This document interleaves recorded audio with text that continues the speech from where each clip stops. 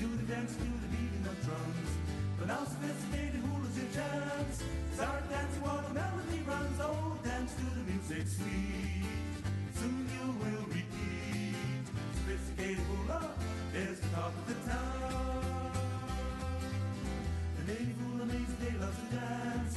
They do the dance to the beating of drums. But now sophisticated hula's your chance. Start dancing while the melody runs. Get hip to swing. Make the rafters ring. Everybody sing. Get hip to swing. Get your partners out for a turnabout. Everybody shout. Get hip to swing. Now don't be a little jack corner sitting all alone. Dig yourself away from that corner to the rhythms in your bones. Get hip to swing. Giving everything. Everybody sing. Get hip to swing. Now don't be a little jack corner sitting all alone. Dig yourself away from that corner to the rhythms in your bones. Get hip to swing.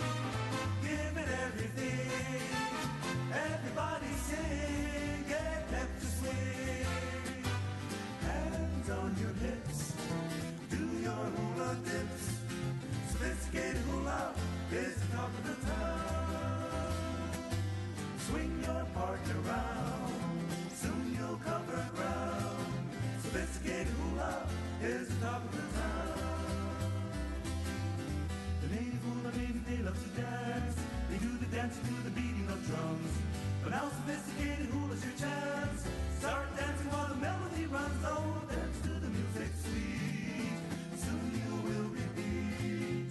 Sophisticated hula is the talk of the town. Get hip, get hip, get hip to swing. Sophisticated hula is the talk of the town.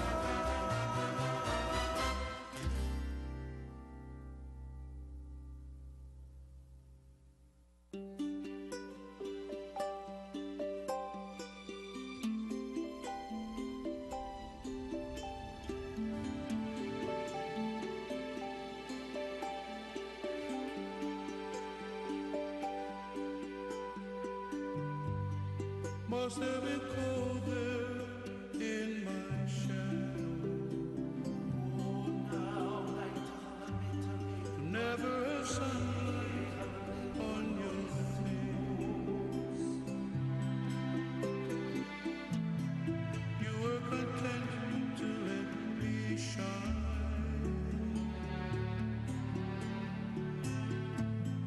You always walked a step behind.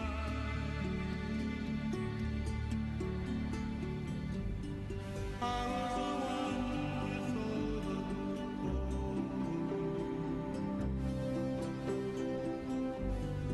You were the one with all the strength. A beautiful face without any.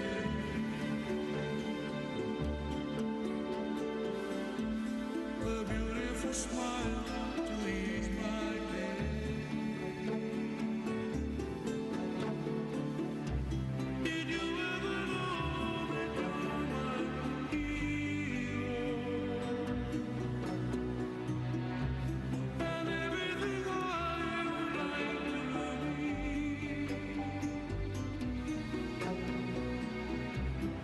I give a higher than eagle.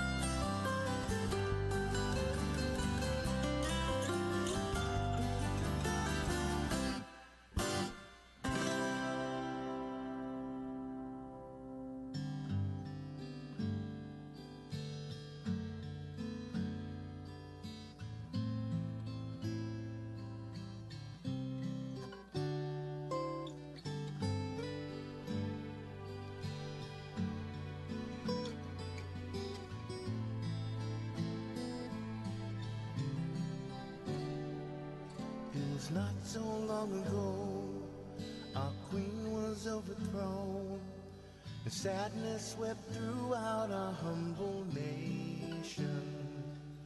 The years have gone by, still trying to find a way to overcome this situation. Don Guzman, Chair of the Parks, Recreation, Energy, and Legal Affairs Committee.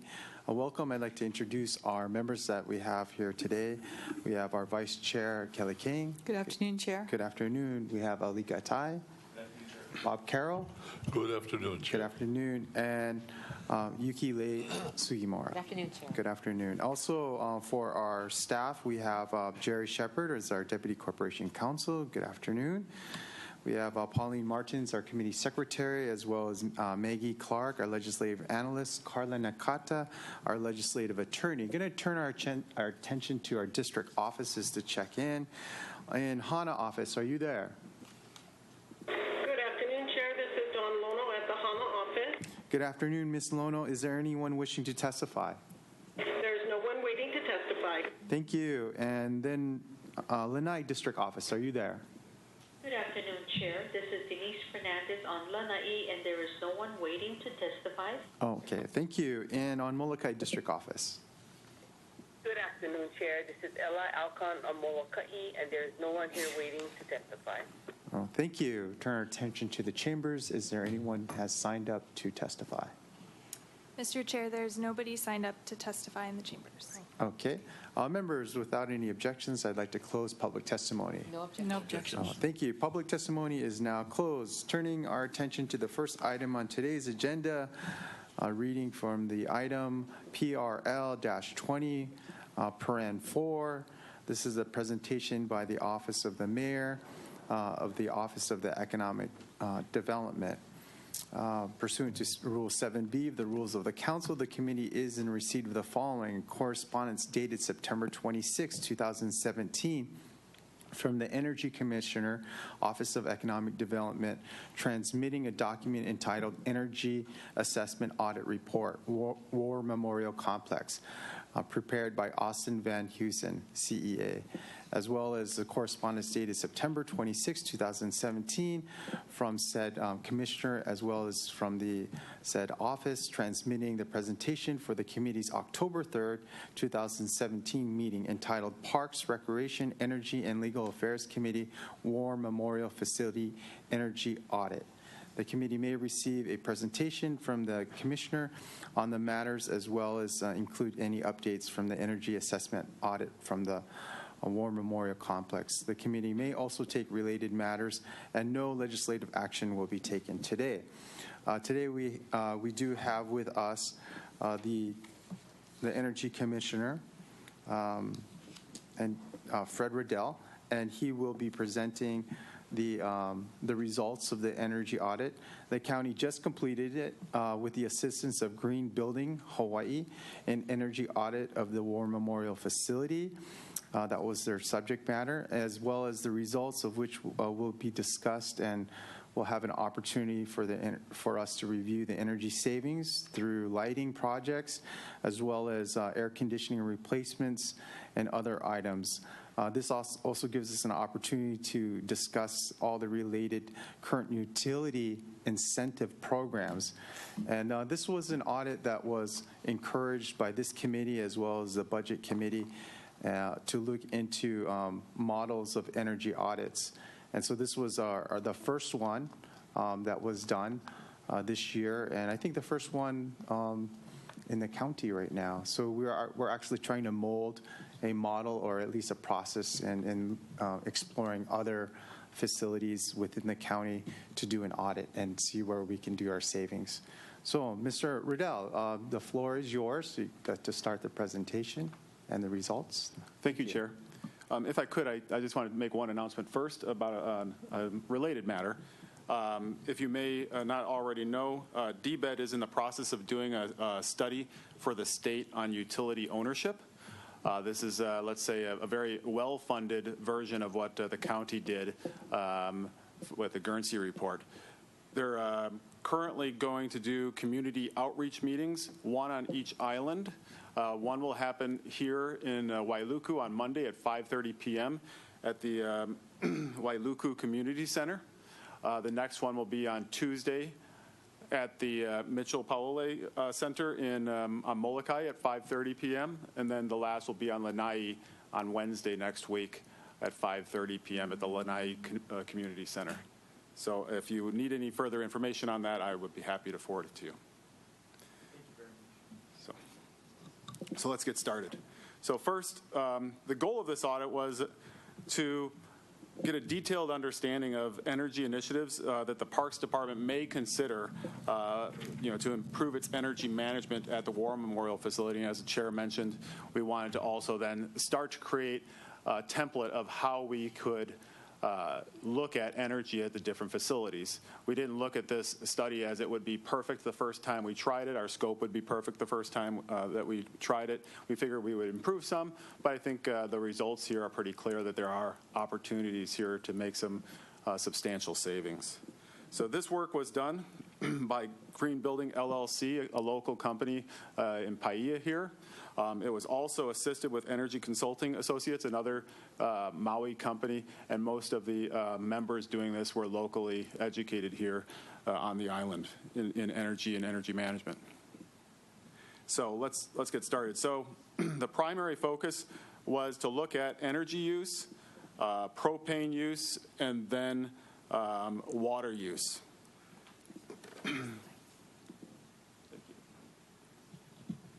So to orient you, this facility here, the War Memorial Facility, what you see in the outlines are different areas that are served by different electrical meters for this whole facility. So this facility actually has 9 electric meters, or you're 9 times a customer in one location. This will come up again a little bit later, but I just want you to understand this idea here. In the upper left, what you see is the main parking lot by the gym itself, and the administrative offices are in the blue squared off areas. The larger fields, the football field and the baseball field, then are pretty obvious behind there, and then the maintenance facility toward the back also. In a similar way, the facility has 2 water meters and then 2 irrigation wells on top of that for pumping water to water the grass and such. So this just gives you, again, the layout of where these are served and where the water comes from.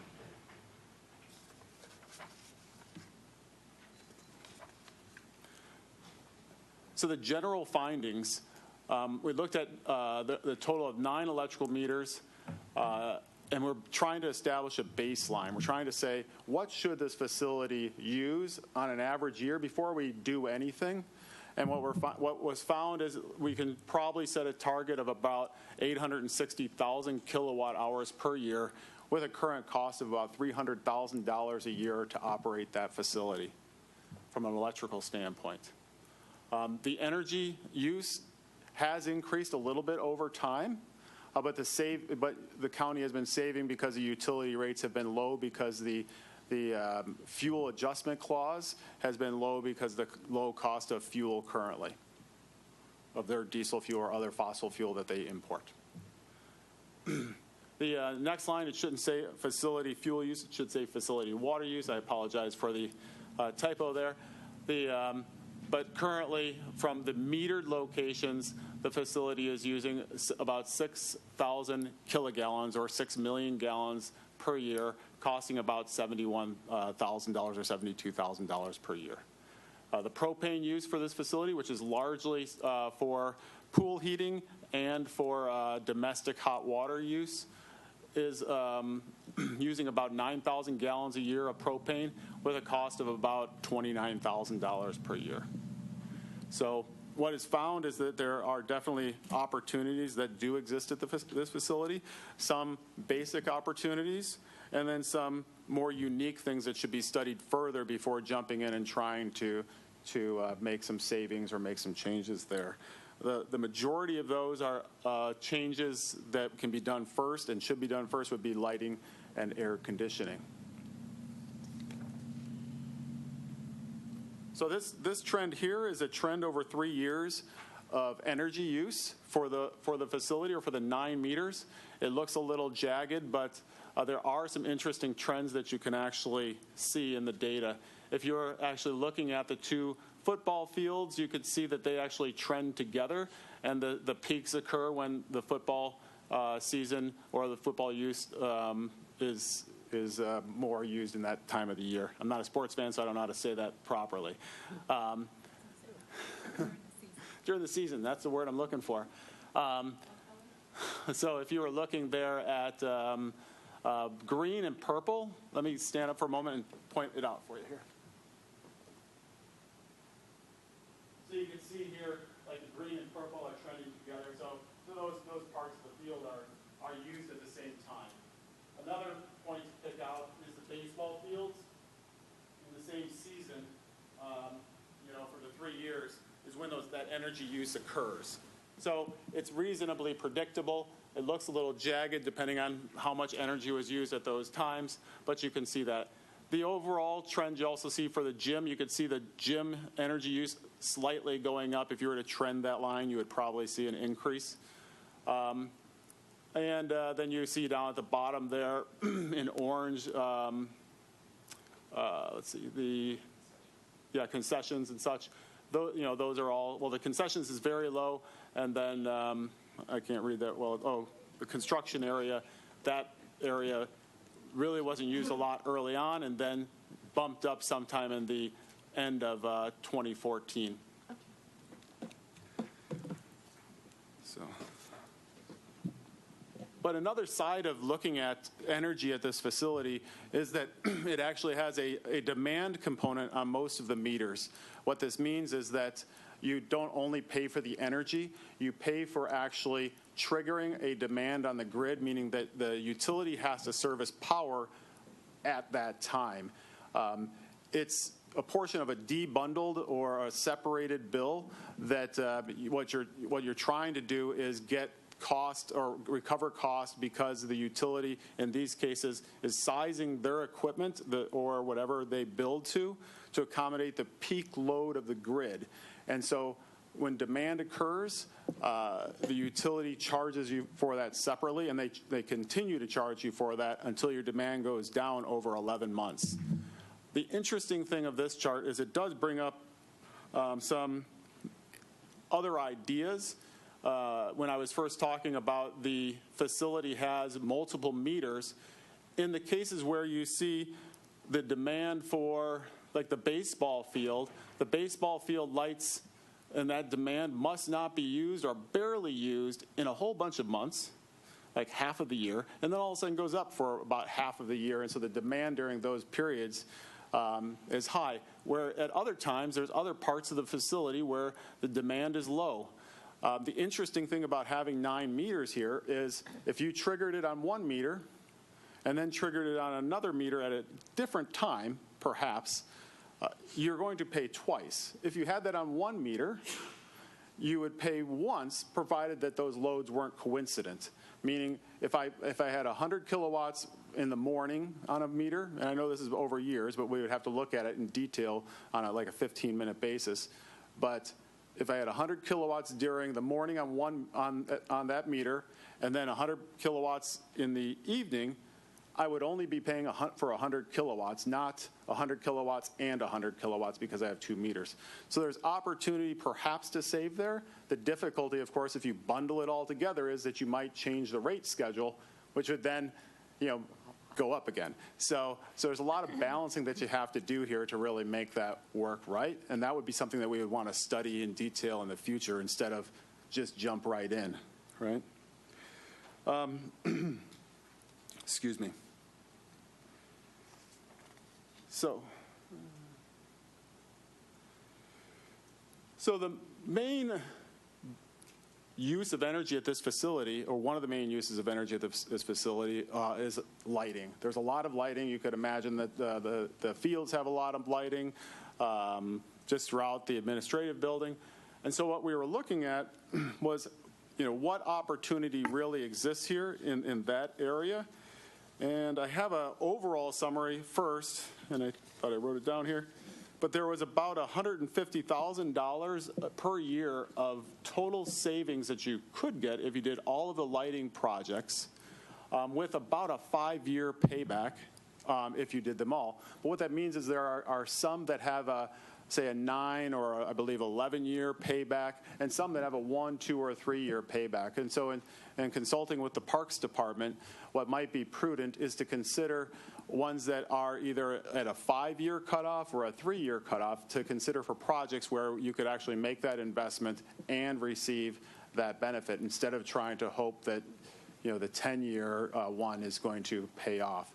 So that's what we're looking at. And so what I've listed here were the portions that would be considered under perhaps a budget for the next fiscal year. If you did for the gym planning, pool, and tennis courts area, the estimated cost would be about $150,000, and you'd have about $25,000 in savings from incentives through Hawaii Energy, with about a 2-year simple payback. A simple payback being what is the savings I have divided into what is the cost that it costs to implement. This was done also in a software sense that it included how will I get the savings to reduce my demand component and my energy component. So this is a complete look at the payback period. The lighting improvements, for the Aquatics and Permitting Office, you could look at about a 1.6-year payback with a much smaller investment. And a smaller investment also for the construction offices there with about a 4-year payback. This one would be maybe in the gray area of what I would do if I was operating this as a business. And then the parking lot and pump 1 area, which is the one of the irrigation pumps. It's about a $18,000 investment with about $3,500 in rebates and a payback of about a year. So these projects make a whole lot of sense. Anybody would be, smart to do them, day one. Mr. Riddell, Yes, sir. apologize. If we were to submit this type to our Budget and Finance Committee, how would that look? Would that look like a $154,674 appropriations request I under the Parks apologize. No, Department? this is a savings portion. I didn't write in here, but it's in the report, the amount of investment that we would have to make in that first year. Okay, so that's in the this report. case, let's say with a 2-year simple payback, at $125,000 net, you're looking at about a $250,000 investment for that first line item. Okay, very good. Thank you. Yeah, Mrs. King. Can we ask questions? Are any of these applications, could we do them at zero cost with performance contracting? We didn't study that, but it would be something possible to do. I'm not sure whether or not, I would have to study whether or not you really need to. You have some pretty high confidence that you're going to get these savings through through installing these. The energy component, you're definitely going to save that energy and that demand. Whether you could install it at the cost that's estimated would be the more difficult part of that equation that you might want to get someone to perform and make sure that you held them to that cost. So what's the minimum for performance contracting for council members who don't understand is you contract with a company that would come in and do all the retrofits for free to own that savings over a period of time. So what's the lowest period of time you could do that performance contract? Is it like 5 years? So you'd actually end up losing money over time because you got a 2-year payback? Yeah, probably. I mean, it's going to have some payback period. They're going to, also finance that. So, 5 years maybe.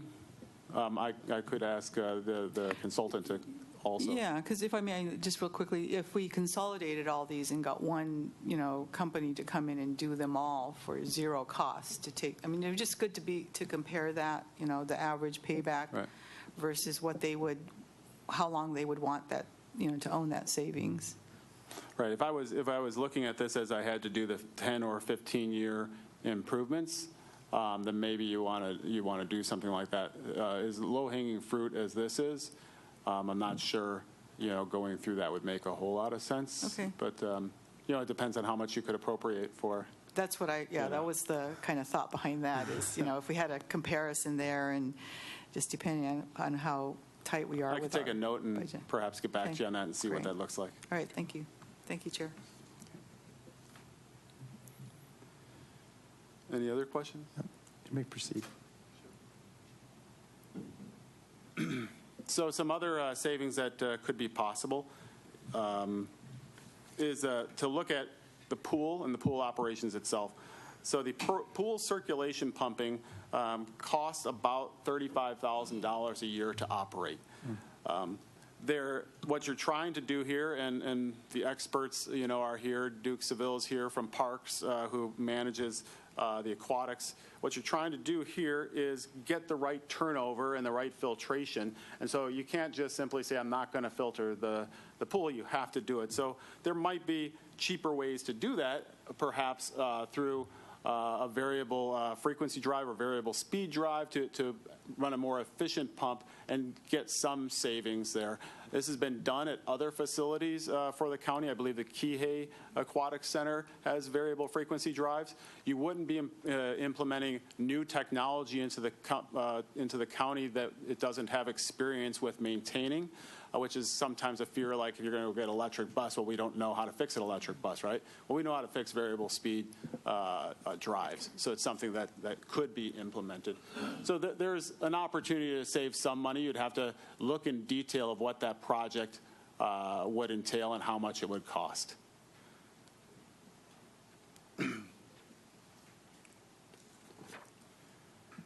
So on the propane side, where you could save some money, or perhaps burn less propane if that was the goal. You can consider solar hot water heating, or solar water heating, or cogeneration as a way to produce heat, and maybe make some savings on electricity. The difficulty there might be that you're not always coincident with the electricity load that you have versus the heat load for the pool, or the heat load you have for the shower. So that would have to be considered in whether or not you actually arrived at a savings or not. But it's a possible thing to study. Some of the other savings are just some routine maintenance, and some areas could use some for the hot water pipes to be insulated. So those were identified in the report, and I think that those are easy things to consider. At least the maintenance and the water pipe. We can look into solar water heating and cogeneration, and when I get to the end of the project, I'll talk more about a more holistic approach. With respect to water heating for the pool, pools, all the Maui County pools are heated. The amount of heat that goes in is mostly in the winter months. And I think the goal is to keep the pool somewhere around 76 or so degrees. I'm not sure of the exact temperature, but in that range. The comparison that was shown here is how much heat was required to comparing the amount of heat that we use compared to a condo in Kihei. And you could see that it pretty much trends the same, except for during certain months we were trending lower. We'd have to see a lot of data to see that difference. But the interesting thing here is that we use a significant amount of heat during those months. And the fuel input is on the order of, I believe, about 3,500 kilobtus per hour for the heater. And that's equivalent to about 1 megawatt electric input, which is a significant amount of energy going into the pools. If you added them up for all of the county pools have about 5 megawatts of input, which is, again, a significant amount of heat. And that's what we had up there. So 78 degrees, sorry, I said 76. Some of the other things to consider here is the heater or the boiler that's used to heat the pool. There's maybe a more efficient way to operate that, but at the same time, operating it in the way that might be more efficient may tend to bring up issues with condensation and other things that you need to maintain so it operates properly and you don't cause other maintenance issues. So there's a balance there. But I think we can set that aside and really look at, is there an opportunity to consider a heat pump? A heat pump is like your air conditioner, except for in reverse, where you're just using work to move heat between two surfaces. That is a very efficient way to add heat to the pools. You could also consider a resistor, which wouldn't be as efficient, but actually if you calculate it out, on energy use would use less energy, and it should save money. It probably wouldn't save a significant amount of money. You'd want perhaps a heat pump to see if you can save enough money to pay for the project. And then we can consider other ideas like solar water heating, a pool cover, or using waste heat from the air conditioners, or again, like if you were to do some sort of cogeneration project, maybe it would be possible to use waste heat from there at specific times. But again, we're getting to a point where you're considering a whole lot of things into one facility. I think, though, that this would be an area that would be a useful thing to study in detail beyond just the lighting projects. So the next chart shows a little bit of information about what was found for air conditioning. Some of the general findings is that some of the units are near end of life. They're not functioning properly, so they can be replaced. Although on the inside, many locations it's going to feel like cold air. The units aren't operating nearly as efficiently as they should. They continue to, say, run at full load. where they should be cycling under a normal duty cycle. They don't. And then for all the air conditioning, considering a programmable thermostat would be a good idea. And the top chart sort of shows that for one of the central air units, what you see here is that the air conditioning is picking up load in the middle of the day and then letting it go at night as it cools down outside. And only in a couple instances, like right there in the middle, you see, and this is like detailed data over about 6 or 7 days. You see the data for the energy use of that air conditioning unit, and you can see that it actually shut off there right about in the middle. What you'd want to consider is actually, as you do, turning down a set point during the night and turning up the set point during the day. Typically, you'll have an energy savings because of doing that, and considering that for all of the units would be a good thing. And then there are several of the units, the split units. These are the air conditioners that have the evaporator section on the inside that you see above, like on the wall and such, and then the condenser portion outside. What you're seeing here is a thermal image of where the heat's not properly distributed throughout that unit. So some of the coils are extremely hot, and some of them are very cool relatively. And so portions of it are plugged up, and it's not running efficiently. So these are ones that should be replaced. Again, you probably are feeling cool on the inside, but definitely this is at its end of life.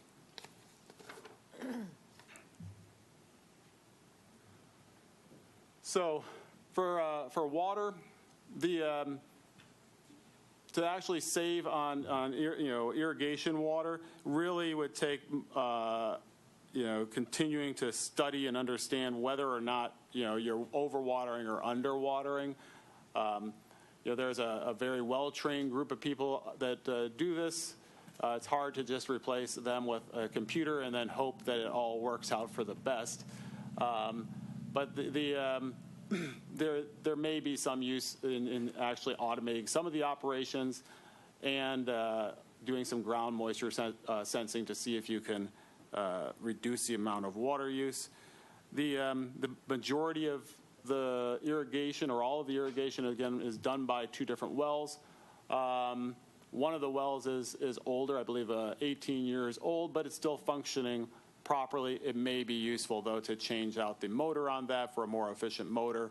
But again, this is proper operating equipment, so it's not broke and doesn't have a significant issue. It may not be worth spending too much money on. The domestic water and sewer meter, so this is the part that is for the pool and for the showers. Here, it would really just look for, what you're looking for here is maybe some water savings initiatives, but nothing considerable or nothing, striking was mentioned that we should consider right away. So a little bit into other opportunities. Perhaps, I think a lot of people in the last years have been quick to just say, hey, let's put a photovoltaic system in there and let's save some money tomorrow. There's a limited availability of programs at the moment that you could apply for. Grid supply and net energy metering, these are either fully subscribed, closed, or closing. Customer self-supply, what this means is that you would only supply yourself. This is a more expensive way to proceed, but maybe not more expensive than the utility. We would have to proceed here carefully to see if we were to do something like that, if there was a project coming up that could leverage perhaps other infrastructure like parking structures or other things, that maybe it would be something that you wanted to do as a combo. But we'd have to consider that carefully. And then a standard interconnection agreement with your photovoltaic system where you just let the energy go out for no compensation. This is like the Kahului wastewater treatment plant that we currently have an oversized photovoltaic system on a standard interconnection agreement. And there you're oversizing that unit and you're paying the solar company, but you're not getting benefit for the part that goes out. That system was done under a very specific analysis by Bosch to show that there was some small savings to do that oversizing. but I don't think it's recommended, and it wasn't recommended in the report to actually go that route because it is, you're taking a risk and you're really just benefiting the solar provider without getting direct benefit. So another thing that we looked at was to do what's called the Fast Demand Response Program. This program, if you recall a few committees ago, I had mentioned that we commented on the utility wanting to purchase and install 5 megawatts of temporary diesel generators to deal with peak demand on the grid.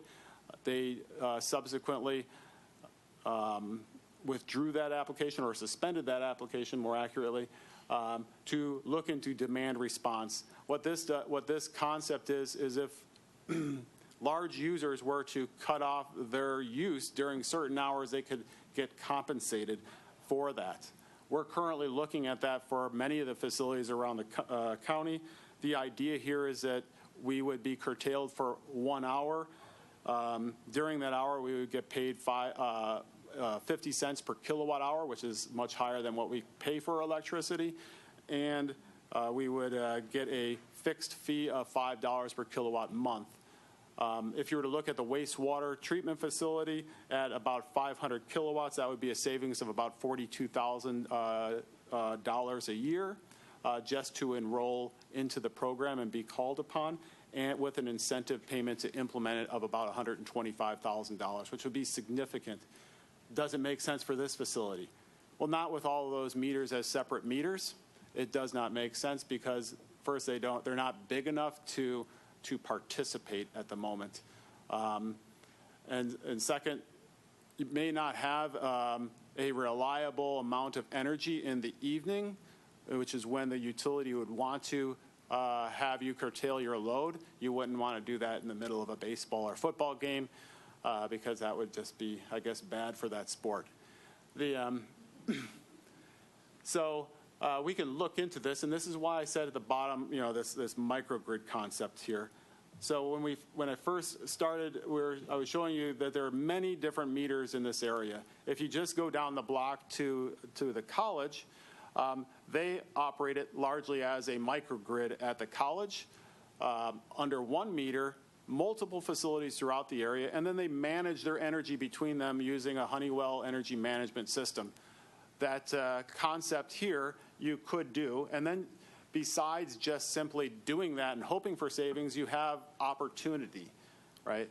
That opportunity is that if there's a new technology, you have all of these diverse uses at one location, all tied together electrically, maybe some thermal interconnect, and there might be opportunity then to manage this entire facility under one microgrid.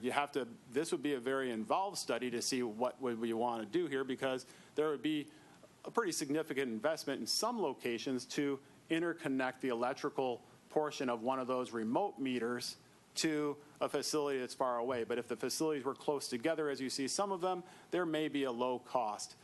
Or in the event that you wanted to participate in the Fast Demand Response Program and you can get a large enough load on 2 meters, the utility may reimburse you for that cost up to, I believe, $250 a kilowatt, which could be a significant amount of money that the county wouldn't have to expend to actually participate.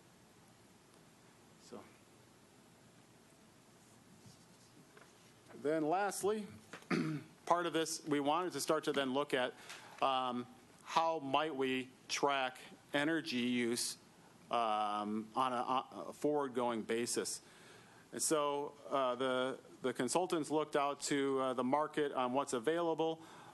Locally enough on Kauai, the energy coordinator there is using a system where he works with the co-op utility there to input their energy use each month at least, and then they can trend, as you see in the upper right, what did the energy look like, what was the energy use of a facility compared to the prior year. There's many different ways to sift this energy or this data, looking at who are the big users, who are the little users, where then we can start to focus on across the entire county all of the different users, see which ones are trending in the wrong direction, figure out why they are trending in the wrong direction, and then be able to have action plans on and establish good ways to set goals.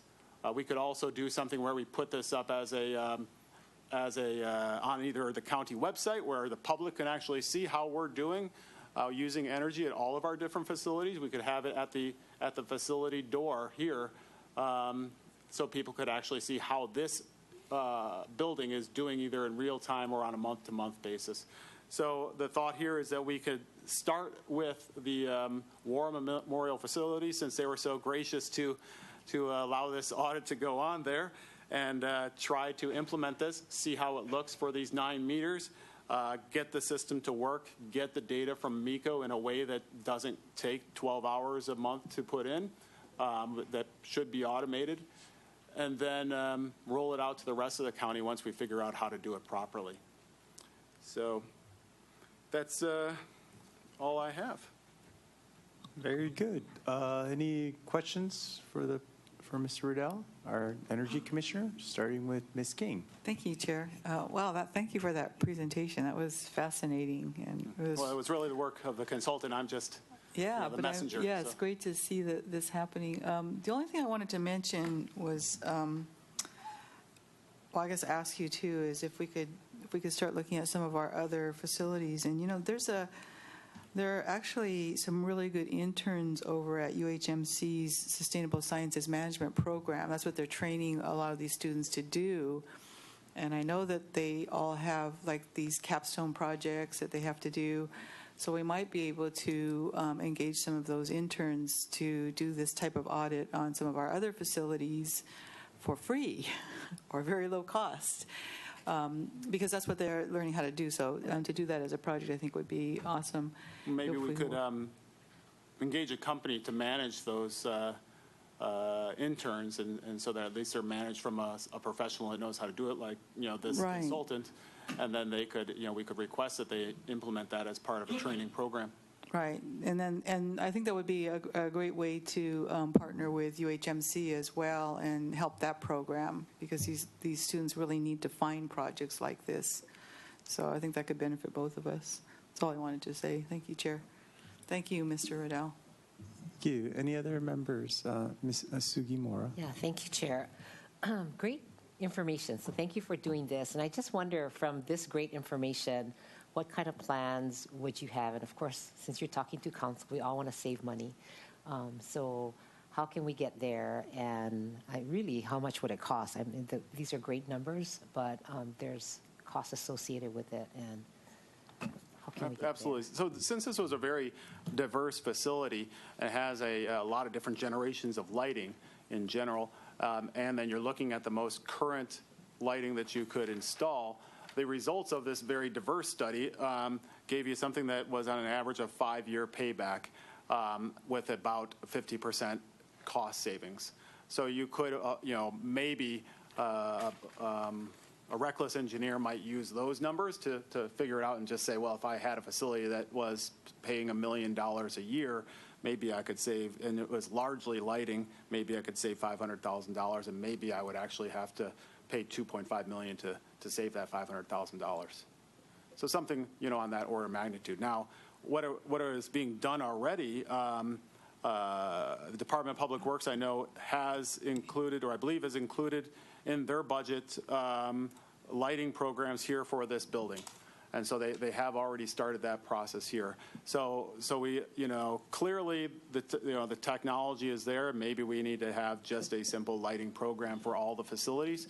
So we're not looking at just going out and spending the consultant money just for the sake of spending consultant money. We just go and do those smart lighting projects. So that would be one of the big ones. I think everybody would agree with. The other thing for saving money, as I mentioned, in the demand response program.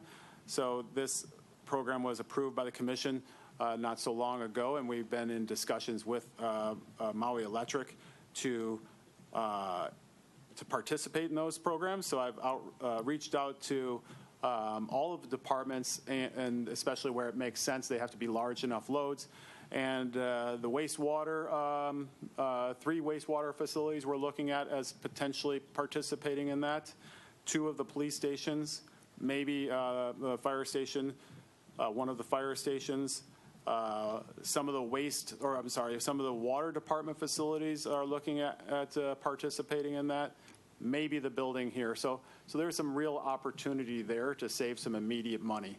And there, we would be using our existing assets to do that, so we wouldn't be expending money to save that money. What we're really doing is avoiding additional investment in the grid, so that there's actually a win-win situation here, where our cost goes down, the utility cost goes up a little bit, but much less than it would if they installed all new equipment that then had to be paid for.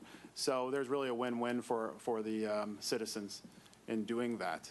And so there, I believe we definitely will be able to find $150,000, $200,000 of savings if we can get all of those facilities enrolled. One last thing, Chair. So I think in your future plans, you have the new Kahului Community Center, and I hope that when the planning takes place, that some of this dialogue could happen for planning of future energy savings. So, Is there, Mr. Carroll, do you have any questions? Okay. Why don't we bring down some of our parks representatives and ask them how they felt about the audit and what are the opportunities that they feel can be presented to budget coming up, just to get the ball rolling.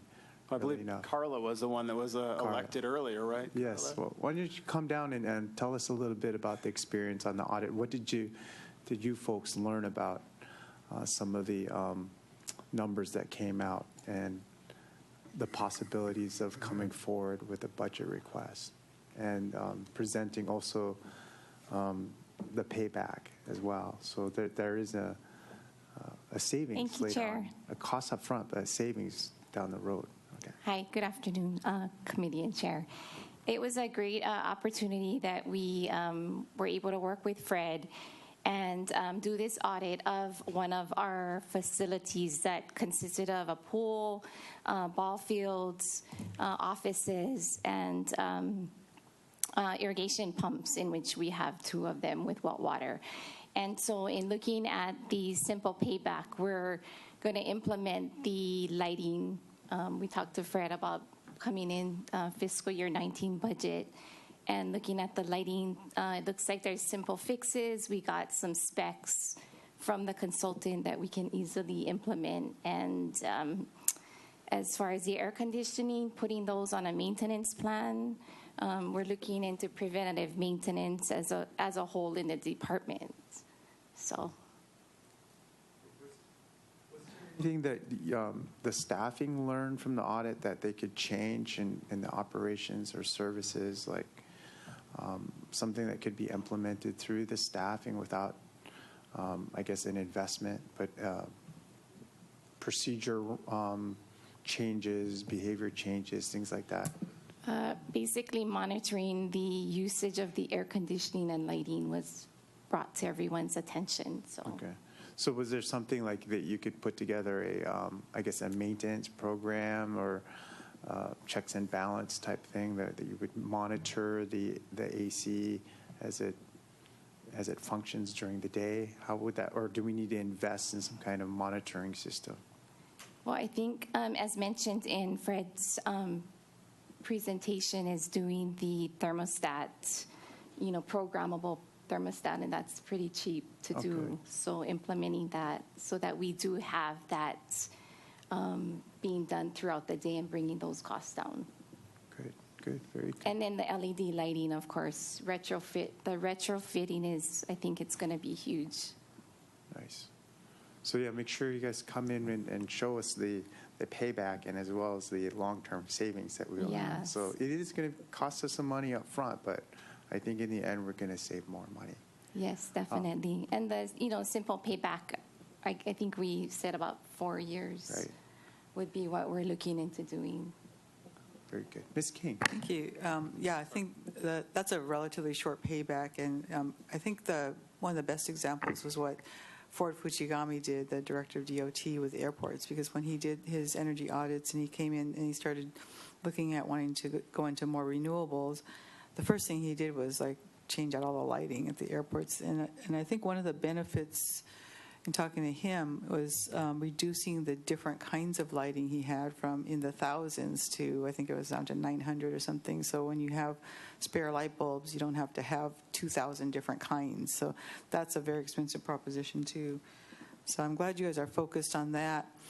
And also what I wanted to ask you was when you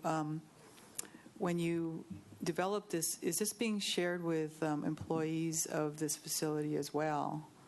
Because, this kind of a study, because one of the things that I've found personally, and I talked to DOT about, was that once you start looking at becoming more efficient and understand what's going on, your behavior becomes more efficient as well. So to your point, Chair, about, the things that we can, you start turning off lights when you don't need them. You start turning down, up the temperature if you don't need it to be so cold.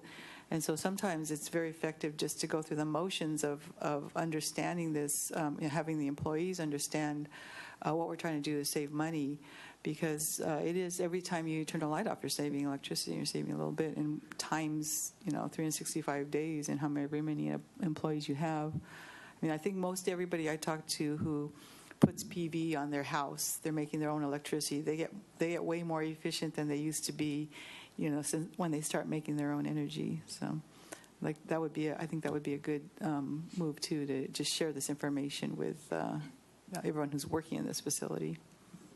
Thank you. Yeah, awareness is what we're going to try and achieve too. And I did bring it to my staff in my office, and so we're way more conscious of how we use our electricity, and making sure we're turning everything off when we leave, even if you're just going to leave for an hour or so. Very good. Mr. Riddell, did you feel that the audit was successful? Was it useful?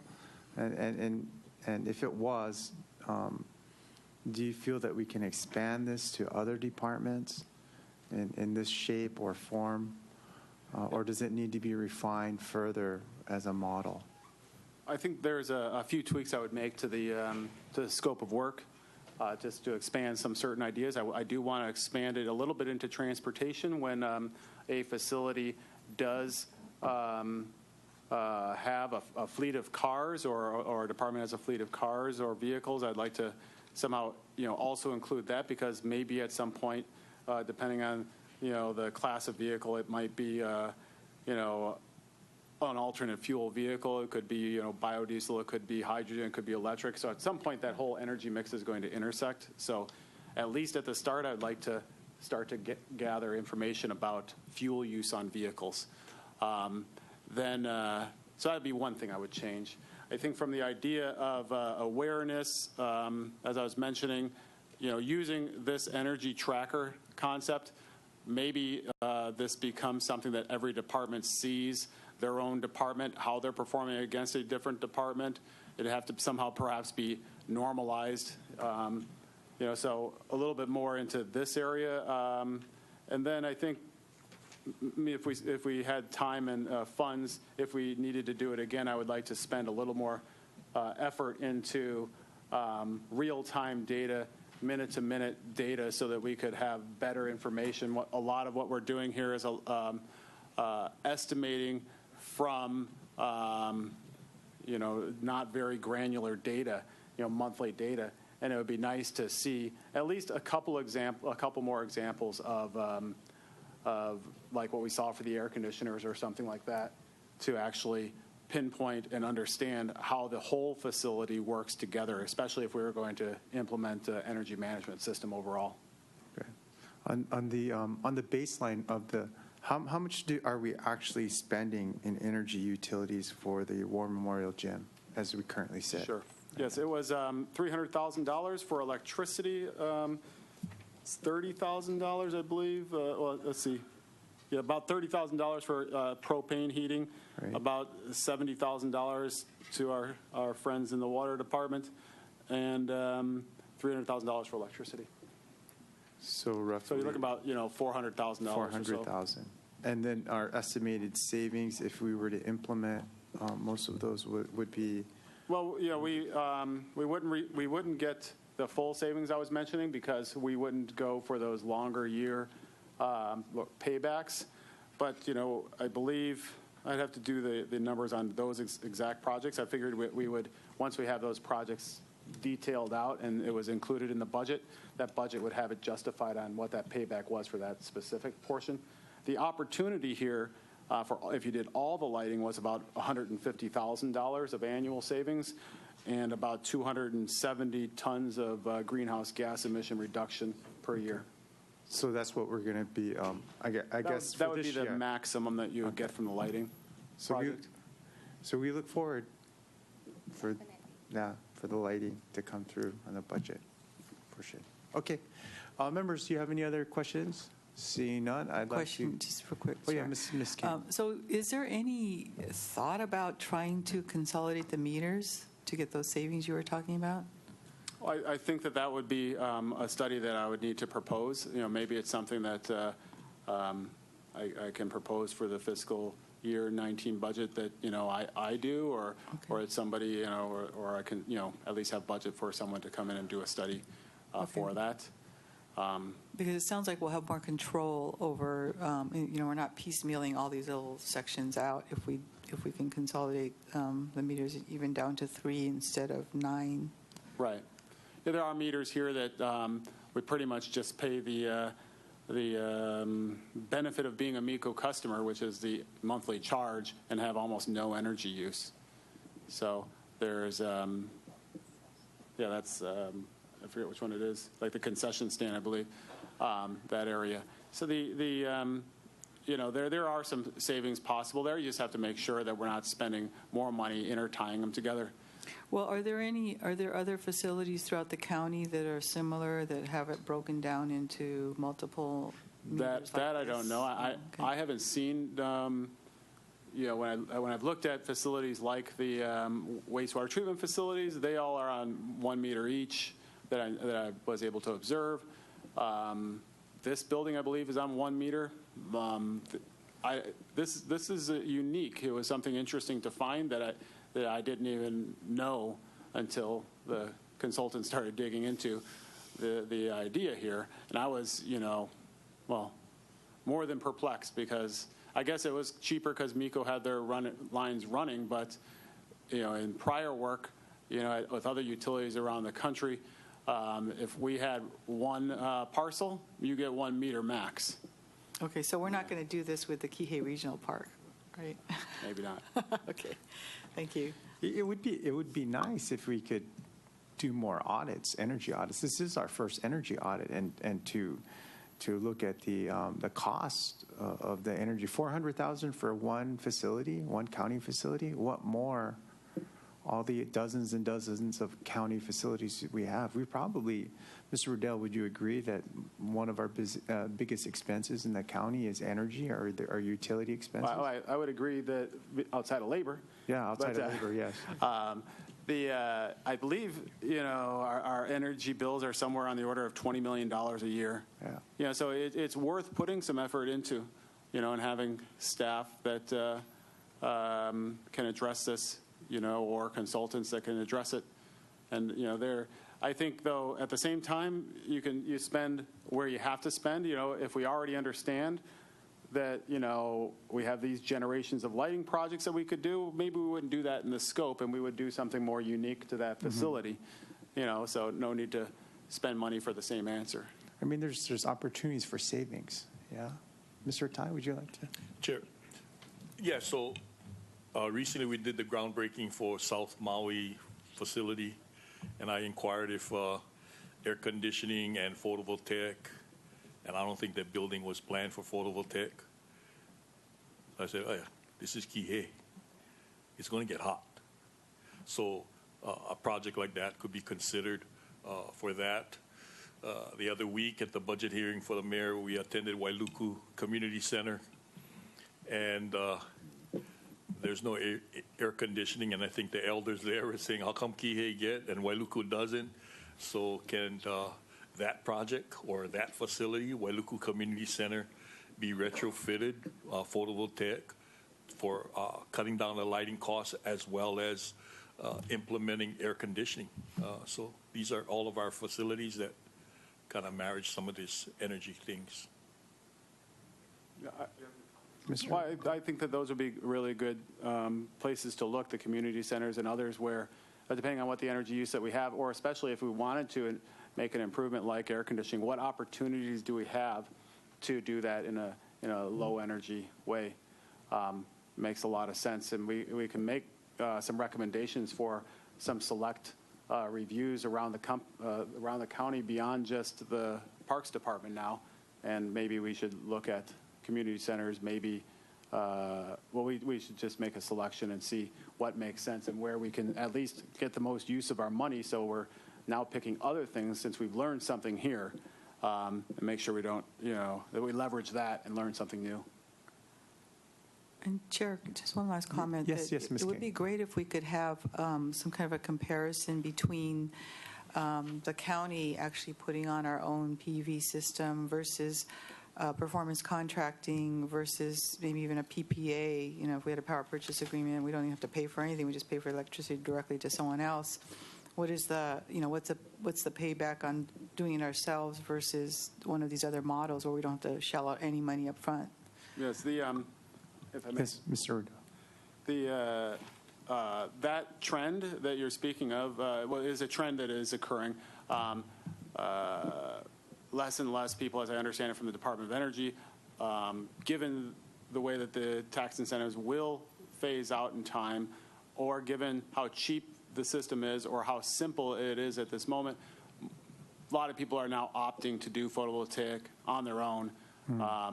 And not through a power purchase agreement. So, I think that trend might make sense, for the county. It just depends. It would just be good to see the difference, because the trends go, it may be trending the other way in 5 to 10 years. So, right. But if we see what the long-term payback is, and whether we want to own that payback or we want to let somebody else own it. From a local company standpoint, you'd probably still use those same local contractors that have all the knowledge on how to do it quickly and cheaply. But you would perhaps not just pay the off-island financing costs that they went and got. Yeah. Was it fairly difficult to send out an RFP to get a company to perform this audit? Because I'm looking in the future, like if this actually is a good model or at least a good program to move forward in other areas in the county and doing more and more audits, should we look into the budget for one company that can do several audits, or do we piecemeal these audits in the future to various departments? And so I believe I sent out a request to 6 different companies. The budget for this was, I believe we paid a very small amount for it, about $18,800 or so. Oh no, $20,000 total. So relatively small amount. I expected to spend a lot more. But I expected that we would need to spend more to get the value that we did get, but I was pleasantly surprised. I went to companies that were around Hawaii and also some on the mainland. Was able to get, I believe, three proposals. One from a company on Oahu, one from a company, I believe, is either California or Oregon, somewhere on the west coast, I believe, and then one from here in Maui. The lowest price one and one with good qualifications was here on Maui, so we went with that one. Okay, very good. Is there a possibility, I don't know if the members would agree with me, but could you, Ms. Riddell, maybe propose in your budget to our Budget and Finance Committee maybe several options to continue doing more audits in the future as we move forward? Sure. I think there's 2 parts to that. One is the external costs that we may incur to do that, and at the same time, the managing director did open up the position of energy coordinator that was recently vacated by a retirement. And so that position will also be hopefully filled here in the next few months. And what we would do is team on those things, and I would assist from the technical side and that person. perhaps can then lead these audits and maybe even do some of them themselves, and then continue that work forward. But you would need a baseline budget to continue doing the audits. Yes, I think if we were to continue and we did it ourselves, you'd want to invest in perhaps some data equipment. We'd really, I'll have to study it to make a better assessment. But I'll give you some information. Okay, members, would you like to have that information so we would be prepared to maybe address it in budget this next coming year? Yeah, that could be an option for us to continue these audits and try to find more savings. So, okay, thank you very much, Mr. Riddell, if you could do that for us. Okay, so members, without any further questions, I'm going to defer this matter. No objections. So thank you. This matter is now deferred. Thank you very much, Parks Department, as well as our Commissioner, Energy Commissioner. Members, do you want to take a quick recess, 5 minutes, and then we'll come back and start on our litigation matters? Okay? Recess.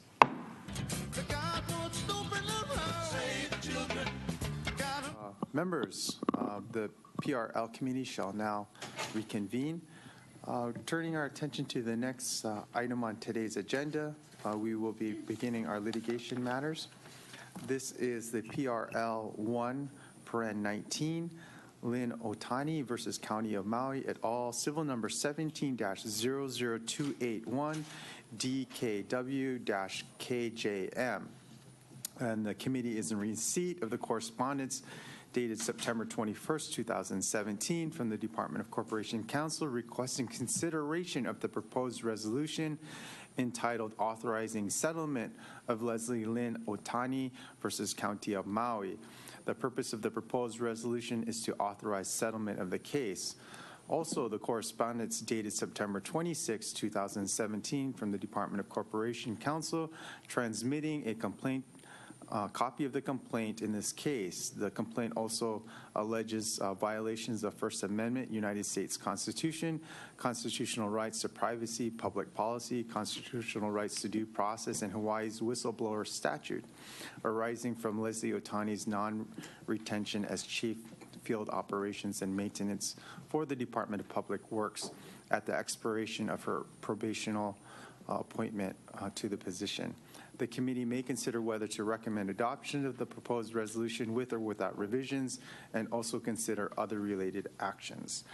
So today we have Mr. Galanzin, and he's the Deputy Corporation Counsel who is assigned to the case.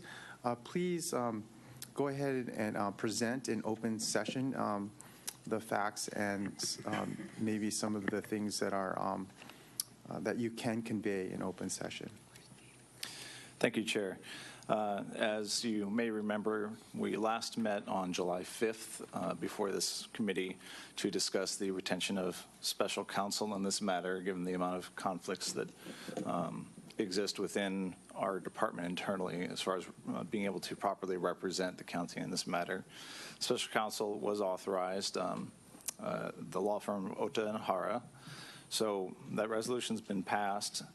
The Rule 16 scheduling conference was held on September 11th, and both Ota and Hara appeared on behalf of the county, and Roman Amaguin appeared on behalf of Ms. OTANI.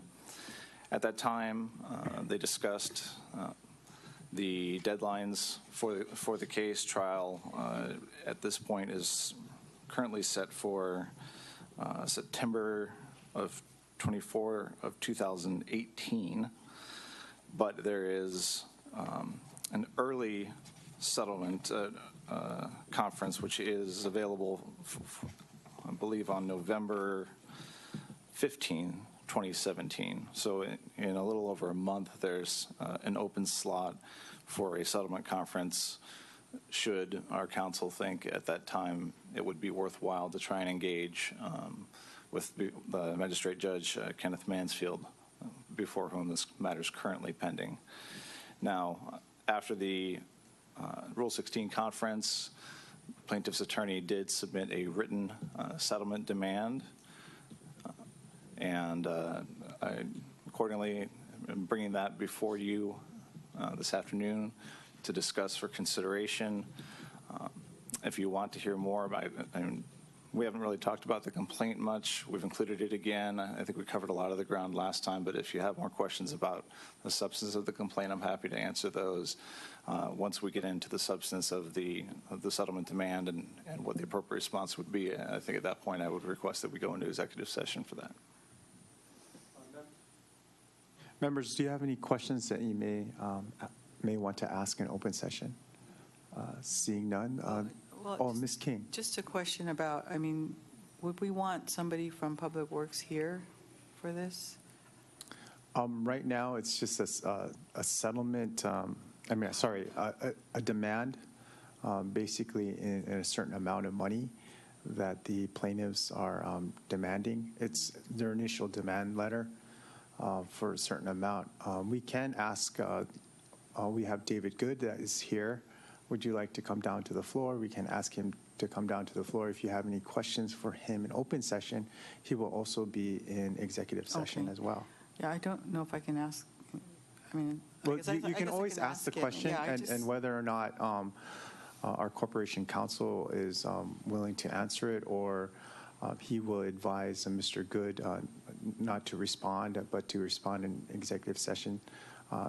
You can go ahead and ask the question. Okay, yeah, I actually wanted to ask Mr. Good. Yeah, but Mr. Good, can you come down to the floor, please?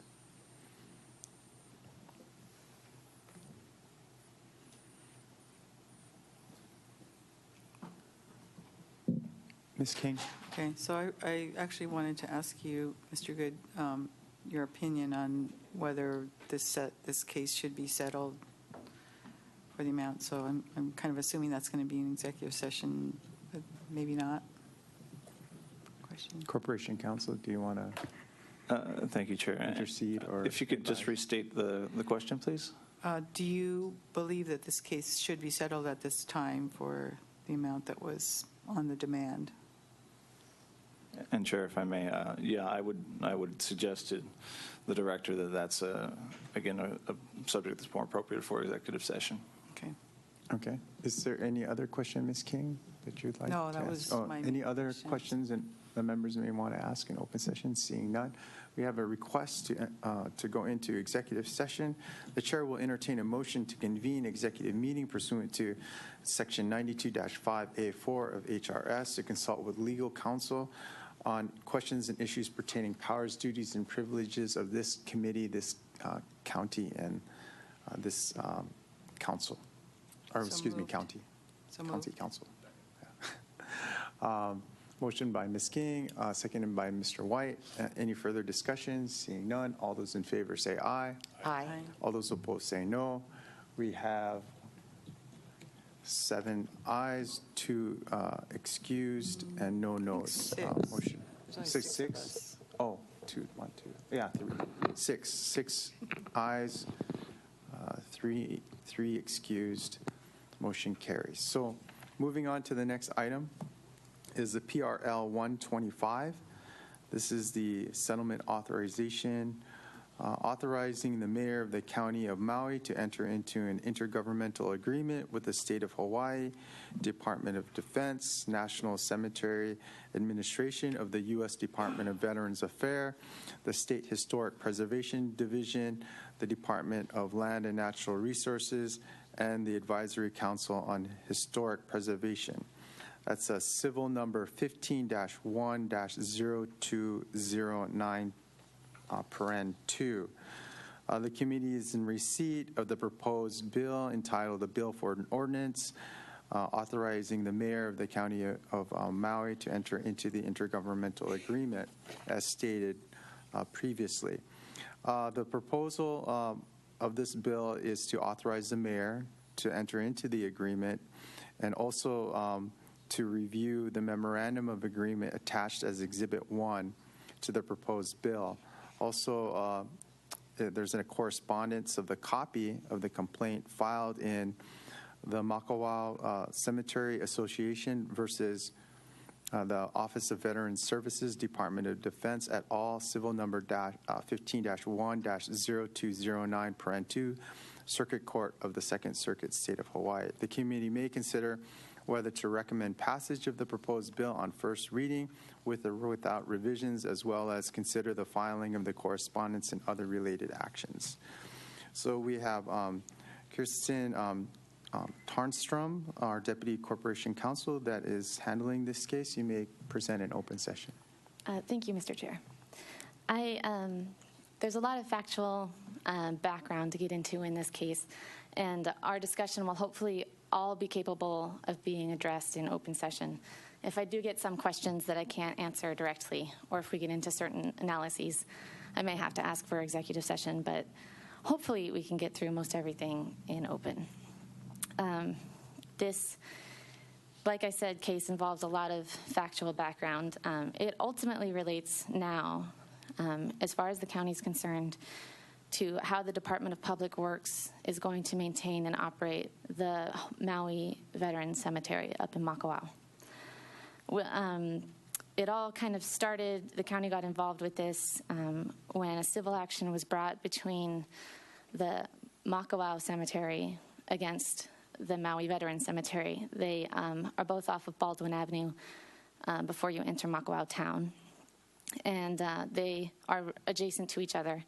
They share one lot of land between them that is used for parking and access for both cemeteries.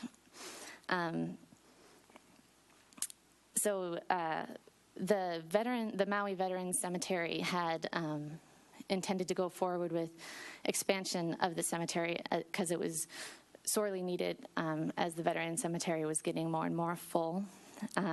And the proposals that altered the lot that they both sort of shared is what to change that lot is what generated most of the litigation between the two parties. The county was named in that action because we maintain and operate the cemetery on behalf of the state of Hawaii. No claims were brought against the county itself. We were involved in the litigation mostly because we're an interested party since we do maintain it. But to back up a little bit and to give more context to this, as many know, the Makawao Cemetery has been around for about 150 years. About 50 years ago, or about in the late 40s and the early 50s, the Makawao Cemetery needed to expand. And at the same time, the County of Maui was creating a veteran cemetery. Through many various conveyances of land, HCNS sold several acres to the Makawao Cemetery, and then the Makawao Cemetery deeded several acres of that to the county. The county deeded that back to the state, and then those acres that were deeded to the state became what is now the Maui Veterans Cemetery.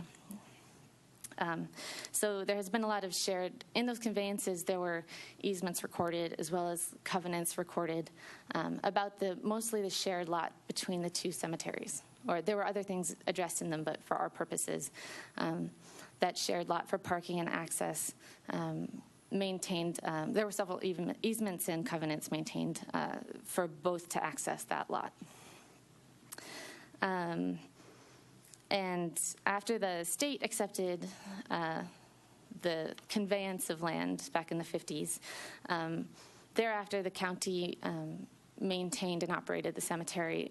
That is through both executive order and through Hawaii revised statutes. So that's a state law and also an executive order that sets forth that the county must maintain and operate the cemeteries.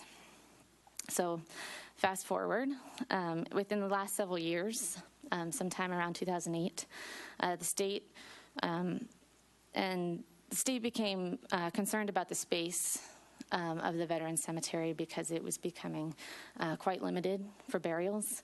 So they went forward through a lengthy process of finding more land to purchase and finding more money to purchase that land. And in doing so, they got a grant from the federal government, the National Cemetery Association. And with that grant, the state intended to expand the veteran cemetery by about 10 acres. And so that would address burials for hopefully a significant amount of time to come. There were a lot of, or maybe not a lot, but there was at least a couple conditions tied up with the federal government's grant of money. And one of those conditions was that the cemetery needs to be maintained to shrine status. That's a term of art to the National Cemetery Association. And so while the state was moving forward with that, they presented their first plans to expand the cemetery, and that is when the neighboring Makawao Cemetery Association and the state conflicted on what that lot, it's referred to as Lot 1, what that shared lot should look like and can look like, and what it can be used for, and whether or not it should be primarily grass or if it should be open to being paved and having parking lots put in officially, as well as the types of curbs. And there was a proposal to take down some pine trees that was contested as well. So that was what brought the Makawao Cemetery and the Maui Veterans Cemetery into the first lawsuit, and that was Makawao bringing it against the state. And like I said, the county was named because we maintain and operate it, not because we had any actions that they were contesting. We entered mediation with the state and federal parties over many days, but it was ultimately unsuccessful. And during the pendency of the state suit, the the Makawao Cemetery Association raised a federal question, and that federal question, they discovered that the Maui Veterans Cemetery may not have completely complied with the National Historic Preservation Act by consulting interested parties about the alteration of historic and culturally sensitive lands. So that initiated a federal suit that the county was not involved in. But as a part of that suit, it brought all the parties together in what was a consultation that acted somewhat as a mediation. And that took place over several days last December, and David Good was there on behalf of the county to offer input and consultation from our side. That consultation is what brought forth this memorandum of agreement. The memorandum of agreement is thought to be the first in many intergovernmental agreements that need to go forward to address both the maintenance and operation of the cemetery and to settle out both the federal and the state cases. So in one respect, it is somewhat of a settlement agreement. In another hand, it is a intergovernmental agreement that kind of goes hand in hand with the county's already existing duty to maintain and operate the cemetery, which is why it's been brought forth as a bill for an ordinance versus a resolution to accept a settlement agreement. So it's a little bit more complicated than your average settlement agreement.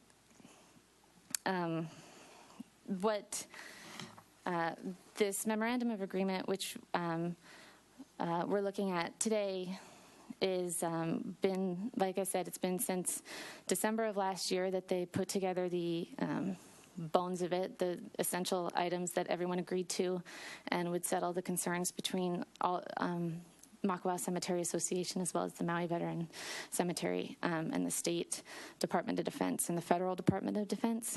There's a lot of state agencies involved and federal agencies involved with this.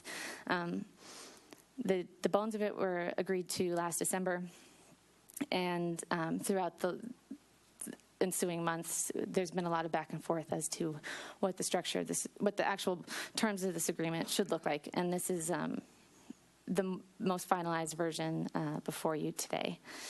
There are, this agreement is envisioned, like I said, as almost an umbrella agreement between all of the federal and state parties. As far as the county is concerned, this agreement references future agreements between the state and county that will be more detailed as to how and what specifications the county must follow to keep the cemetery at shrine status. But this agreement right here is more a global agreement between all the parties as to how things shall go forward by everyone. we could go to the section that pertains most to the county is Section 7, and that's on page 4 of 9. It's entitled Long-Term Ongoing Maintenance. And like I've said, it generally addresses how the county and state will take further steps together to further define the county's role and how and under what cost-sharing agreements the county is going to and can maintain the cemetery to shrine status. I think that's all I'll address directly, and I can take your questions as to the content of this agreement or any concerns that you may have. Okay, members, Mr. White, followed by Ms. King. Thank you, Chair. Mr. Gooden, what is your understanding of the staffing levels that will be required to maintain the cemetery at a shrine level?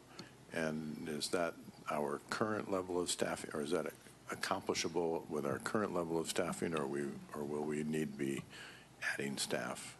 Mr. Good. Okay. Thank you, Chair, and Mr. White. We think it's achievable, but we've never done it before. So we had made a request to this body to add an additional position to the cemetery. That position has been filled. So when we expanded to the additional 10 acres, which, by the way, we've expanded in the back where the new interments will be taking place. Actually, maybe this month might be our first ones. I mean, we made it. Collectively, we got there where we're able to continue to inter our veterans while the front's being settled, if you will.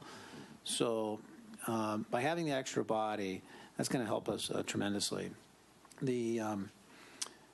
The state Department of DOD did a report card, like a scorecard, in September of 2015, so about 2 years ago, to see if we had shrine status, where do we fall? And in fact, they went to Molokai and Lanai as well. And in that, we got a score of 53%, which doesn't sound so hot. I think we need to get about an 80% or something like that. And mind you, we'd had no plan prior to this. We had no knowledge of how the shrine status was going to work. But in going through it, you see there's a lot of things about record keeping, the way in which like the grave markers are aligned, settlement of the ground after a burial, these kind of things. A lot of that's been handled because there was a separate project the state had to align all the markers and do a lot of landscaping improvements in the existing cemetery. So a lot of that's been cleaned up. The extra position, the new position we have is a working foreman type, which means to also be able to do a lot of paperwork, to handle the paperwork concerns. So we feel we're in a position to do our best to achieve shrine status. But we have yet to have the next agreement, agreement with the feds, which, by the way, I've been demanding. Because I said, if we're going to go to shrine status, this council needs to have an intergovernmental agreement. We all need to understand what we're getting into. So I think we're prepared to succeed, but we got to go through this, see if we can. Thank you. What is your understanding as to cost sharing from the state or the Department of Defense to cover the additional staffing that we've added? Okay. Chair and Mr. White, there's been no additional funds provided to date. They do, of course, do all the CIP work. So some of the CIP that they did through the realigning the gravestones and the turf and the existing cemetery definitely helps us. But we get paid by the burial, and I can't remember the exact number of us. Do you remember, Kristen? I believe it's approximately $750 per burial. Yeah. So that $750 does not cover our costs. I'm assuming that the arrangements on the other neighbor islands are similar to this, where the county is picking up the tab. Do you know what the arrangement is at Punch Bowl? The only thing I know is that I recall in the city, I think the city and county, the Parks Department actually manages it rather than their equivalent of Public Works. Okay, But so it's basically the same arrangement throughout the state. county. Yeah, there's a state law that says the county shall maintain. The feds help provide the funding. State DOD does some oversight and receives the federal funding. So essentially, all layers of government are chipping in for the veterans. Okay, good. Thank you very much. Thank you, Chair. Ms. King. Oh, thank you. That was part of my question, but can you be a little more specific, Mr. Good, about the difference between shrine status and what we currently do with the other cemeteries that don't require shrine status? Sure, Chair and Ms. King. I guess I could call it like a white glove test. You know, it's really, they want to see it just be that much nicer looking and in first class. So whether it's the record keeping in terms of not just where they're buried, folks are buried, but chain of custody for remains, like for urns and things, down to, you know, they don't want to see too many weeds or bare spots in grass, for instance, that the paint, you know, on the buildings is up to speed, that the equipment is maintained to a high level. So I think if I was to give it a general term, it's much more white glove. To me, when I go to the Veterans Cemetery, I think it looks great. I might be somewhat biased, but it is very well kept because we have dedicated staff there. But when I read the report, you know, that we were provided a couple of years ago, they obviously really looked very, very closely, and so we think it's achievable now that we have an additional person there. But we still need to go through the process. Okay, so it's not, other than the staff, we're not talking about any monetary settlement. We're talking more about actionable items. And then what is the requirement to be buried in that veteran cemetery? To be a Maui resident or? You know, I'm not positive. Obviously, you have to be a veteran or the spouse of a veteran, I believe. And I'm not sure if you can go down to children after that. But I'm not sure if, I'm not sure if you have to be a Maui resident or not. But typically, it's all Maui residents. Okay. I believe that's set forth in the county code. I haven't reviewed it in preparation, but I think it's Maui County Code Section 13.20, or that chapter section. So that also sets forth the requirements to be buried there. Okay. You don't know what it says, though? Okay. Right. I'll take a look at it while I just we're talking. wondered if it was, you know, if it was a residency requirement or birth requirement or something. Okay, that's all. Thank you, Chair. If I may, I just would like to reiterate the nature of this agreement is to basically set forth the requirement that the county and the state work together, and then when the county and the state agreements come before this body, it will be very detailed and specific as to what Public Works can do and perform, what shrine status is exactly. The intent of this agreement was mostly to bring both the state and the county to the table and agree that we will try. And if we can't succeed, there's procedures set forth in this agreement as to what to do next. Okay. Any other questions? Okay. Ms. Sugimura? Thank you, Chair. So I remember reading in the newspaper that part of the controversy on this was the use of the parking lot. And I think that the community side versus the veteran side, the community side liked the grass and kind of just free-for-all parking, whereas the veterans wanted to do the shrine-like status and actually put pavement and handicap stalls, which was insufficient. I remember reading things like that. And what is the outcome of? That was a large part of the concerns between the parties.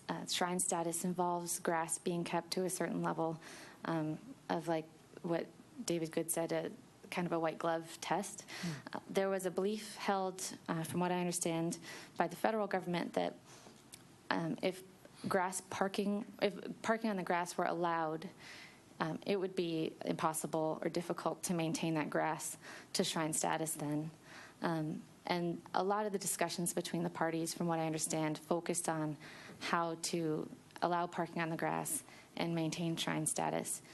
I believe it was the belief of the county that that is achievable, and that any disruption of the grass at present is more due to other traffic coming in and out of the cemeteries. That's also why in this MOA, there's a whole section on how the county will, if the grass is becoming compromised and threatening the shrine status level of maintenance, that the county will set up a system of bollards and chains to stop people from parking on that grass. It's understood that that would be temporary, and they would be removed once the grass was brought back up to an acceptable level. So basically, you're saying it would stay the way it is and just be monitored. It would be. It's going to be renovated, or it'll be. It'll be brought up to shrine status because it isn't there now. Oh. So that whole first entry lot is going to be changed. I'm not sure about the specifics of how they've agreed on what that lot will look like, but there will be a significant amount of grass. It will be up to the contractors who are now hired by the state, I believe, to bring that up to shrine status. Everything will be at shrine status when we receive it for maintenance. That's also part of this agreement. So. Yes, basically, yes, but it'll look better when we get it. So that's a tall order. Brad does a great job if he's still there as a cemetery worker, and I've seen him for, the Memorial Day and the Veterans Day services, and I mean, he loves the work that he does, so appreciate him. So now he has an assistant. Is that what is? Yes, that's correct. Oh, that's good, because that's a lot. For the Makawao Rodeo Parade is probably my most intimate interaction with the cemetery, in that we made sure that the horses and the cars and everybody stayed away from the cemetery because of all of this going on, and to respect the veterans' use of the lot. And we were able to use across the street, which is Maui Pineapple Company land, I think, or Ulupalakua Ranch, or somebody who let us use that. So is that going to be part of this agreement for additional parking? That won't be part of this agreement. I think that will be handled separately through the various agencies that are concerned with the 4th of July parade. That was discussed, but it wasn't a part of this agreement. Just, I know the community is concerned, but it didn't touch upon these issues.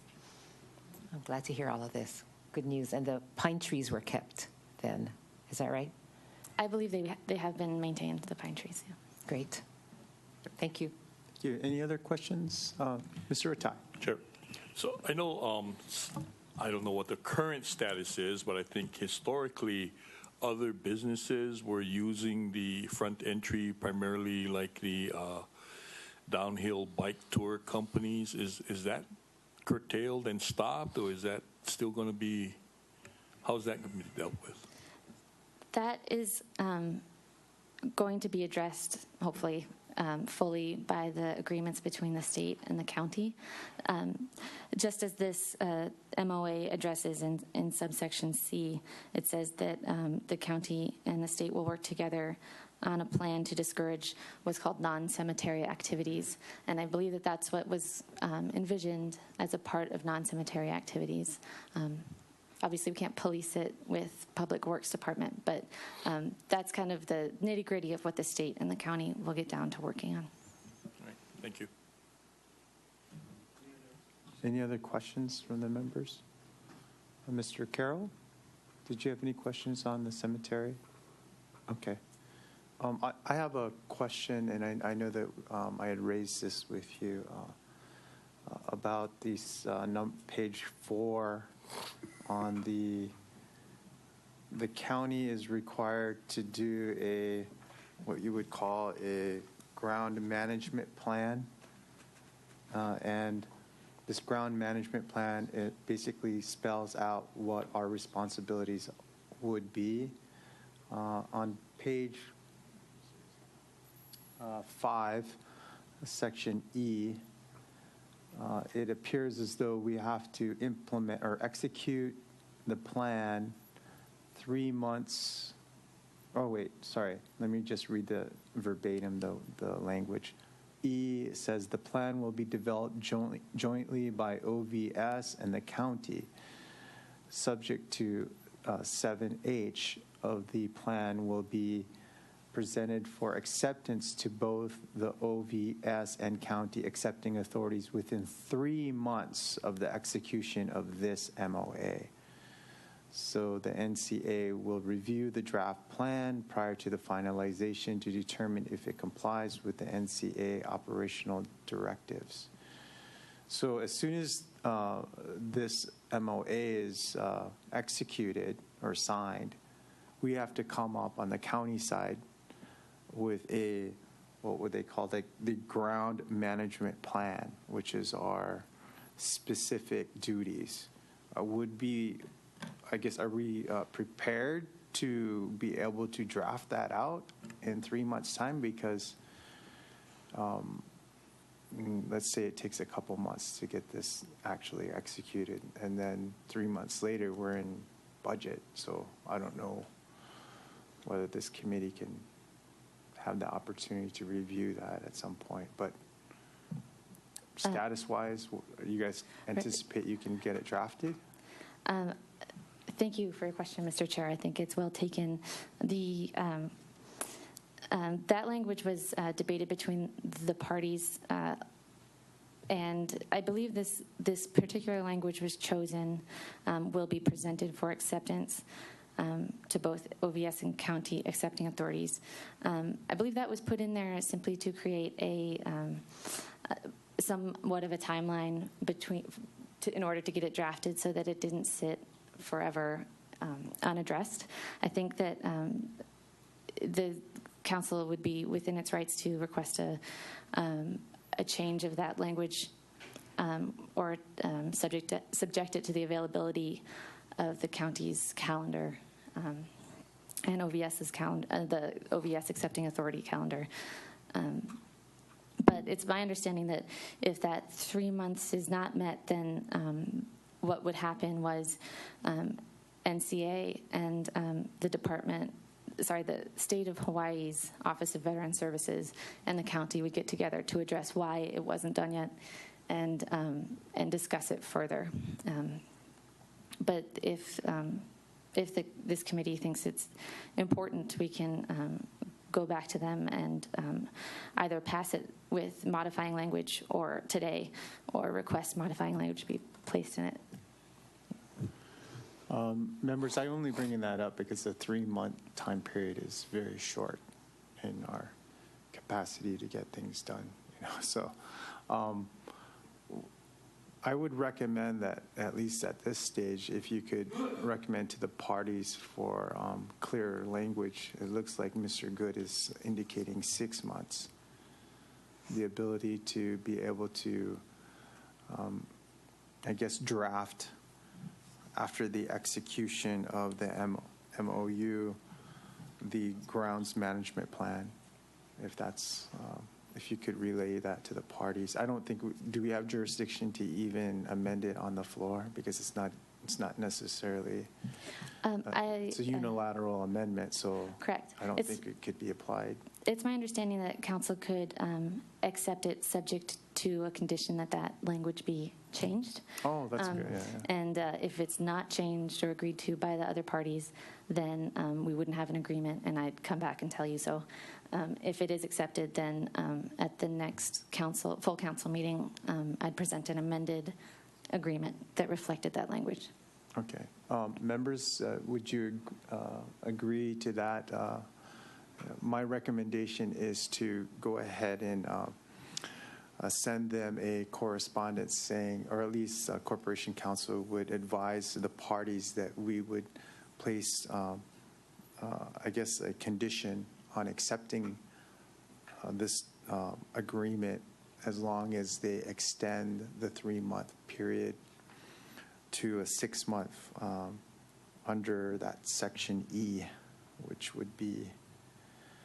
which basically says, members, that once the MOU is signed, we would then have well, according to the language now, it's 3 months, but I'm asking it to be extended to 6 months to allow us time to draft the ground management plan.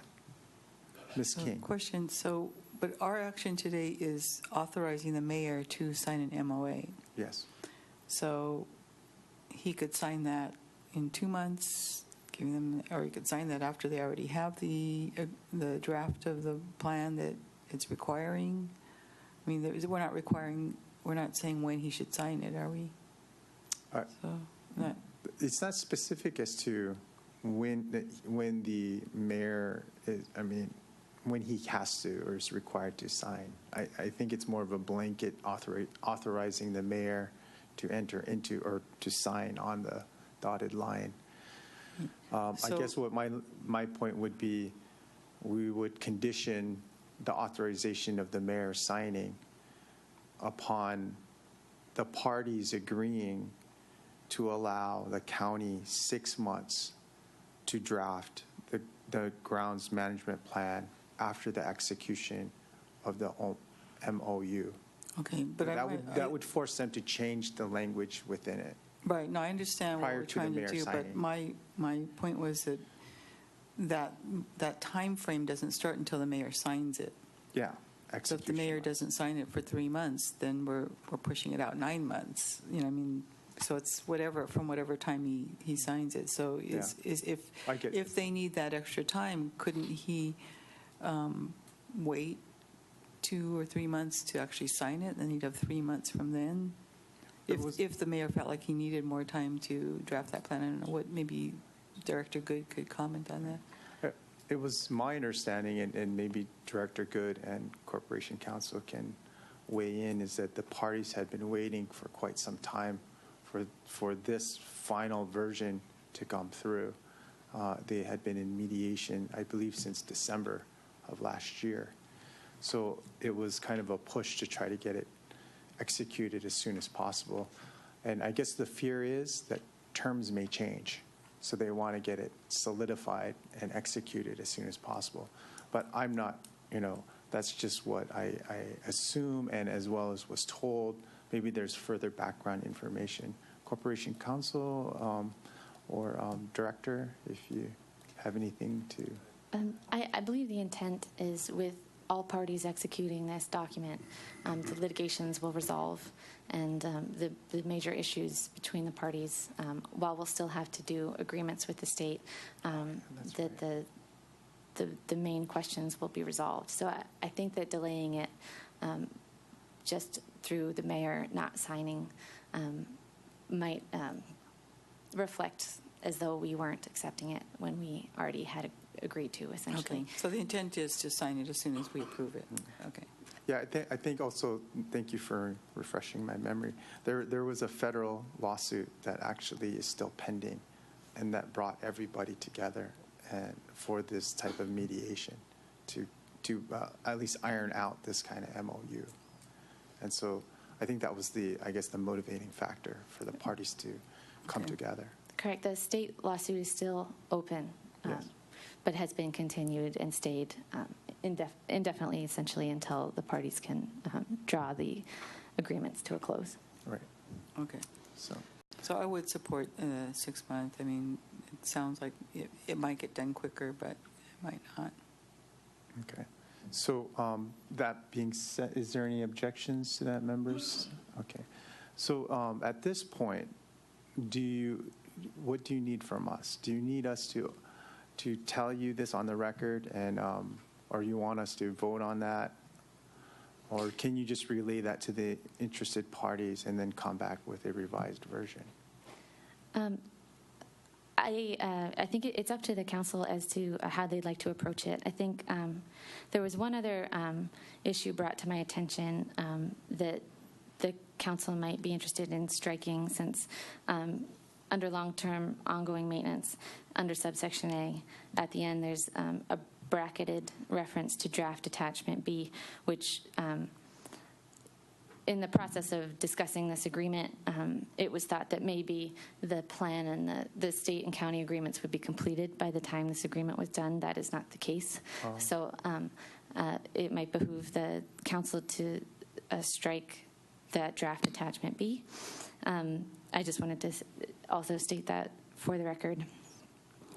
But otherwise, from whatever the council can either direct me to go back and discuss this further with the state and the federal parties, or I think it would move things along a little faster if the council's generally okay with the language of this MOA, except for the 6 months and perhaps striking this draft attachment B, that to pass this as acceptable, subject to those changes. And then, again, if those are contested by the other parties, then we won't have an agreement. And if they are accepted, then we will be able to move forward to the next stage of having the MOA adopted.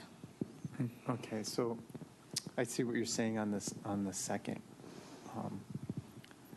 Chair, can you page reference on what you're talking about? It's page 4 of 9. Pardon? Page 4 of 9, and it's section 7A. Mr. Chair, staff would just note that there's also a reference to an attachment A that should probably also be deleted on page 3 of 9, paragraph 5A. What is that attachment A? There is no attachment A. Corporation Counsel. I believe that's subject to the same, that was, because it's in brackets, I believe that that's the same reservation. If that design for Lot 1 were agreed upon by the execution date of this, then it would be attached. But since it has not been, then it will not be attached. Okay. But I have not been provided with the attachment A, so that's my assumption. At least in my recommendation, and I understand where you're coming from in terms of having it at least expedited by conditionally approving it, basically allowing the mayor to sign subject to changes. But I think it would be cleaner if, since we have these two exhibit languages in there, just to go back to the parties and say you need to delete the Exhibit A and Exhibit B, or modify that language, and also relay to them that the committee is more inclined to pass it if they were to increase the, the length of drafting period of the ground management plan. Okay. If you could do that. Yes, I will absolutely do that. Okay. Why don't we, any objections to that, members? Okay. No objections. Okay, so we'll just, at this time, I'll defer this matter.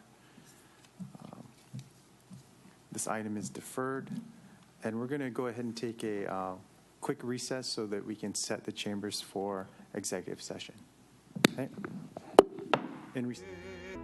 A PRL committee shall now reconvene in open session pursuant to the discussions that we had in executive session regarding Lynn OTANI versus County of Maui et al. Civil number 17-00281, DKW-KJM PRL-1/19. The chair is recommending a motion filing of the correspondence transmitting proposed settlement resolution. Make the motion. Second. Moved by Mr. Okama, seconded by Mr. White. Any further discussion? Seeing none, all those in favor say aye. Aye. All those opposed say no. We have 7 ayes, no noes. To excuse, motion carries. Thank you very much, members. Meeting is adjourned.